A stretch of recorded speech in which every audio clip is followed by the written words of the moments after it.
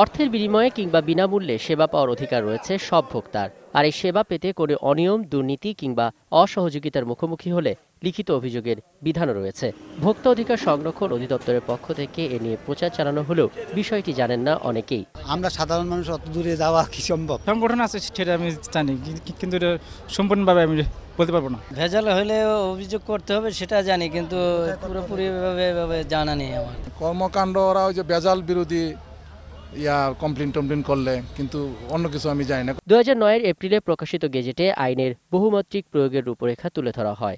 গেজেটে মোড়কের উৎপাদন এবং মেয়াদের দিনক্ষণ, দোকানে মূল্য তালিকা না টাঙানো, ভেজাল মেশানো, পরিমাপে কারচুপি, সেবা গ্রহীতাকে অবহেলা এবং মিথ্যা বিজ্ঞাপন সহ বেশ কিছু বিষয় অভিযোগের তালিকায় রাখা হয়। 5টি বিচারিক ব্যবস্থায় সর্বোচ্চ 3 বছরের জেল এবং 2 লাখ টাকা জরিমানার বিধানও রাখা হয়। একই সাথে আদায়কৃত জরিমানার 25% অভিযোগকারীকে দেওয়ার বিধানও রয়েছে। আইনজ্ঞরা বলছেন, ভোক্তাদের সরাসরি আদালতে গিয়ে মামলা করার সুযোগ রাখা উচিত।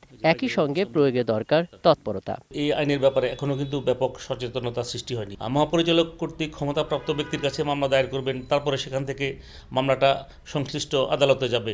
তো এতে করে দেখা যাচ্ছে যে মানুষ মামলা করার ব্যাপারে নিরুৎসাহিত হয়।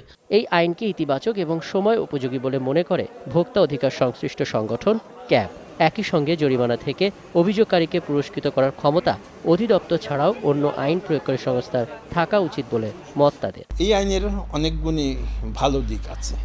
বাস্তবায়নের দায়িত্ব শুধু একমাত্র এই অধিদপ্তরটির নয়, জেলা প্রশাসন, র্যাব, আইন প্রয়োগকারী সংস্থা, তারাও কিন্তু এই আইনের আওতায় শাস্তির বিধান করতে পারে। ভোক্তা অধিকার সংরক্ষণ আইনের 7 বছরের মাথায় দৃশ্যমান কিছু ফল এসেছে মন্তব্য করে সংশ্লিষ্টরা ভোক্তাদের স্বতঃস্ফূর্ত অংশগ্রহণ বাড়ানোর তাগিদ দেন। রাকিব হাসান রোমান, 21 টেলিভিশন, ঢাকা।